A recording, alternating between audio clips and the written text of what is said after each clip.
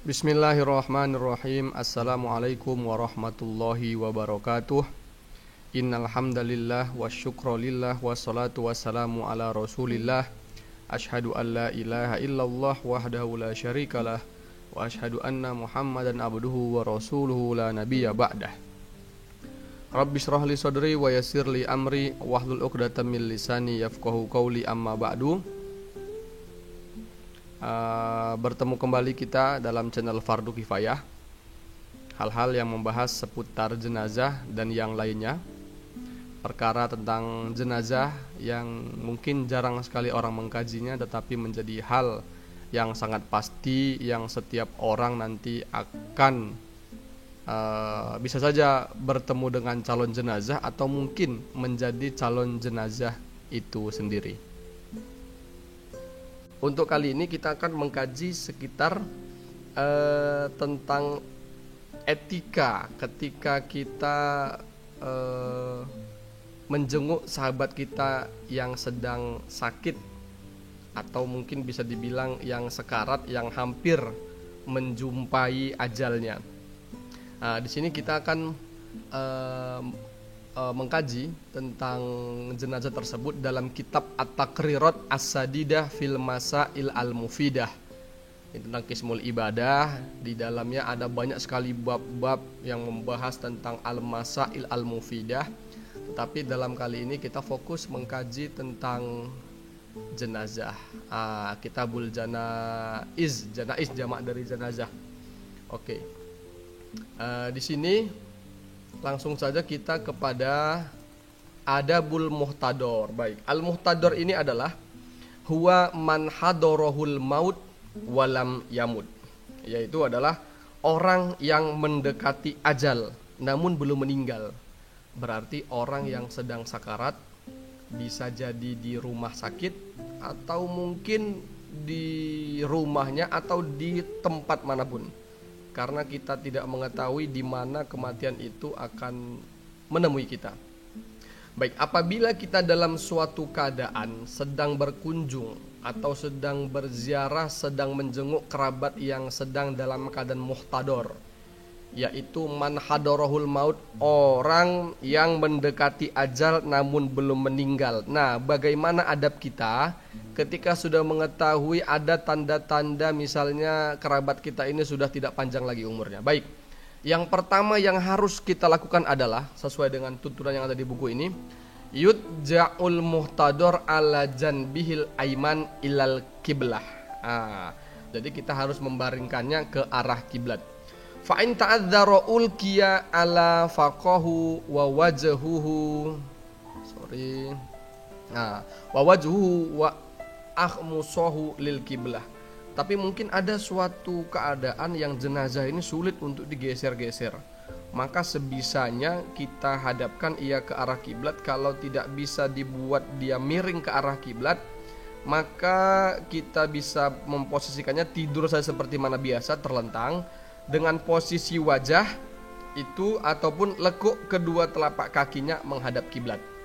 Kalaupun tidak bisa, maka sebisa mungkin apa saja yang dapat mengarahkannya kepada mengarahkan si sakit ini ke arah kiblat. Kalaupun tidak memungkinkan, ya tidak masalah. Ini keadaan kita apabila kita menjenguk orang yang dalam keadaan sekarat.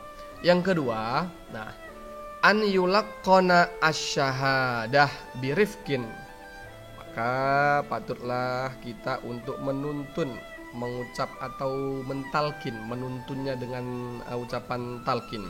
Dituntun mengucapkan kalimat syahadat dengan pelan-pelan. Walayulahu alaihi, dan jangan mendesak-desaknya. Jangan mendesak-desaknya, karena kan orang dalam keadaan sakit mungkin agak sulit untuk mengeluarkan suaranya. Kenapa tidak boleh dipaksa? Likaila yamil, agar dia tidak bosan. Sudah sulit untuk berbicara, jangan dipaksa. Jadi sebisanya saja. Wala yuqalu kul, jangan dipaksa. Ayo katakan. Ayo talkin, tidak bisa seperti itu. Jadi kita terus menerus mengucapkan kalimat la ilaha illallah kepada si sakit ini agar dia mau mengikutinya, tidak perlu dipaksa. Wal afdol talkinu ghairil waris, dan lebih afdol lebih utama yang mentalkin adalah selain ahli warisnya. Jadi orang-orang yang lain lah mungkin yang ada di situ. Baik, terkait talqin ini ada sabda Nabi sallallahu alaihi wasallam, "Lakinu mautakum la ilaha illallah.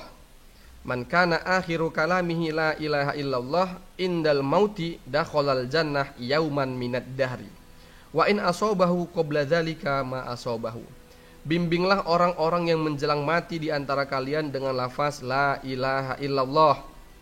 Tiada yang berhak disembah selain Allah. Barang siapa yang akhir ucapannya la ilaha illallah saat menjelang mati, maka ia pasti akan masuk surga suatu hari nanti, meskipun sebelumnya itu ia telah melakukan apa-apa yang pernah menimpanya. Nah, kita juga kalau misalnya hadir rame-rame ke rumah sakit menjenguk orang yang sakit, maka jangan berkata hal-hal yang lain kecuali perkataan yang baik. Ya, sebagaimana sabda Nabi juga, "Idza hadartum al-marido awil mayyita faqulu khairan. Fa innal malaika yu'minuna ala ma taqulun." Apabila kalian menghadiri orang yang sakit atau orang yang mati, maka ucapkanlah perkataan yang baik, karena sesungguhnya malaikat mengaminkan atau mendoakan apa yang kalian ucapkan. Jadi setelah tadi kita baringkan posisi si sakit ini menghadap kiblat, kemudian kita bimbing dia untuk talqin mengucapkan kalimat la ilaha illallah. Kalau mungkin terlalu panjang, cukup menggunakan kata-kata Allah, Allah, Allah dengan pelan-pelan, dan jangan memaksa si kerabat yang sedang sakit tadi ini. Kemudian yang ketiga, an yaqra'a indahu suratai. Dibacakan kepadanya ada 2 surat. Apa itu? Yang pertama surah Yasin, yang kedua surah Ar-Ra'd. Nah, kenapa harus kita bacakan kedua surat ini? Ada keterangannya di bawah. Hikmahnya dari bacaan surat Yasin, istimaluha ala ahwalil qiyamah wa ahwaliha wa taghayyur dunya wa zawaliha wa na'imul jannah wa adzabu jahannam. Fayatadzakkar bi qiraatiha tilkal ahwal al mujibat lithibat. Jadi karena surat Yasin itu mengandung perkara-perkara yang berkaitan dengan naimul jannah, lezatnya atau kenikmatannya jannah, dan ada azab jahannam, azabnya neraka. Harapannya ketika dibacakan ini faitadzakkar bi qiraatiha tilkal ahwa al mujibat lisibat. Jadi agar dapat mengingat-ingat keadaan surga, mungkin yang selama kita sehat kita dapat mendengar ceritanya, kita juga dapat mendengar cerita tentang azab jahannam. Jadi bisa kita ingat-ingatlah kejadian-kejadian yang ada di neraka dan ada di surga dengan pembacaan surah Yasin tadi. Kemudian bagaimana dengan surah Ar-Ra'd? Ar-Ra'd di sini dijelaskan liqauli sayyidina Jabir ibni Abdullah innaha tuhawwinu khurujar ruh. Karena menurut Jabir bin Abdullah surat Ar-Ra'd itu memudahkan untuk keluarnya ruh dari kita, dari orang yang sedang sakit tadi ini. Setelah dibacakan surah Yasin dan surah Ar-Ra'd, yang keempat an yuhassan zonnuhu billah wa yurakhaba fit taubah wa kitabatil wasiyah. Jadi kita bimbing juga, kita dorong juga yang kerabat yang sedang sakit ini agar berbaik sangka kepada Allah Subhanahu wa taala. Dan mendorongnya agar bertaubat, dan kalau memungkinkan membimbingnya untuk menulis wasiat. Jadi apapun penyakit yang diderita itu kita dorong jangan sampai dia bersuuzon kepada Allah Subhanahu wa taala. Terus ini adalah ujian dari Allah Subhanahu wa taala, harus ikhlas menerimanya. Jadi harus kita dorong tersebut. Jangan sampai orang yang sedang sakit ini suuzon kepada Allah, kenapa aku diberi yang sakit seperti ini dan lain sebagainya. Tidak boleh seperti itu. Inilah 4 perkara yang harus kita kerjakan apabila kita menjenguk kerabat kita yang sedang sakit. Kemudian, mayusannu ba'da mautihi wa qabla huslihi. Tibalah ajal si sahabat tadi. Mayusannu, apa yang harus pertama kali dikerjakan ketika sudah mengetahui kerabat ini sudah meninggal dunia. Qabla ghuslihi berarti sebelum dikerjakan fardu kifayah yang 4, sebelum dimandikan, dikafankan, disolatkan, dikuburkan, apa yang harusnya dikerjakan? Mayusannu ba'da mauti. Berarti ini kita harus mentahqiqkan dulu, memastikan dulu bahwasanya emang benar-benar sudah meninggal dunia. Kalau emang sudah meninggal dunia, maka yang dikerjakan pertama kali adalah taghmidu ainaihi. Oke, setelah dipastikan kerabat ini sudah meninggal dunia, maka kita memejamkan kedua mata mayit. Ya, kita taghmidu ainaihi, kedua matanya kita pejamkan, kita tutup perlahan-lahan. Yang kedua, syaddu lahyaihi bi asobatin aridotin. Lahyun ini sebenarnya ini kan janggut. Jadi maksudnya syaddu ini mengikat bagian dagunya diikat dan diikatkan ke atas kepala. Maksudnya kita ambil tali atau kain yang halus, kemudian kita rapatkan mulutnya dengan cara mengikat dagunya, kita letakkan tali atau kain tadi dan kita ikat di atas kepala. Baik, keterangannya bisa kita lihat kenapa harus ditutup mulutnya. Li'alla yadkhul famahu al-hawam wa yuqab wa yakbuh manzurahu, biar tidak ada masuk apa-apa ke dalam mulutnya, mana tahu mulutnya terbuka. Ini kan agak memperburuk manzur, perburuk penglihatan lah, tidak enak dilihat. Maka kita tutuplah mulutnya dengan cara diikat dagunya pakai tali, dikaitkan ke atas kepala. Kemudian setelah tadi matanya kita tutup, kemudian mulutnya pun kita rapatkan, talyinu mafasilihi walau biduhnin in uhtija ilaihi. Maka agak dilemaskan persendian-persendiannya, kakinya, kemudian bawah lutut, lengannya, mungkin biar tidak terlalu kaku. Kalau memungkinkan kita menggunakan minyak yang baunya tidak terlalu menyengat, ya minyak biasa saja, agak dibersihkan sedikit sambil membersihkan badannya, sambil diurut-urut persendiannya agar tubuhnya tidak terlalu kaku. Nah, talyinu mafasilhi walau biduhnin in uhtija ilaihi. Kemudian nazhu thiyabi mautihi wasatruhu bisaubin khafifin.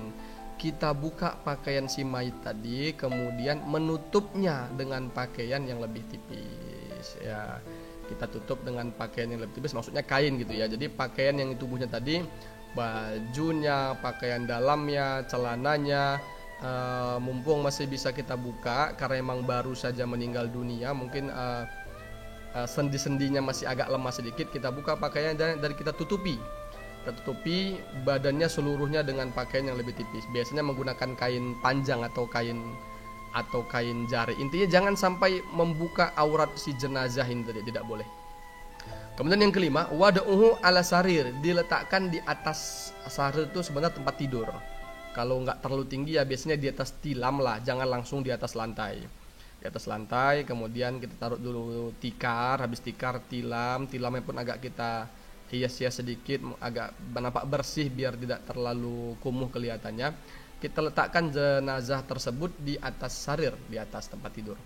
Kemudian yustaqbal bihi al-qiblah kal muhtador. Kita hadapkan dia menghadap kiblat sebagaimana orang yang tadi ketika sakit, menghadap kiblat, begitulah kira-kira.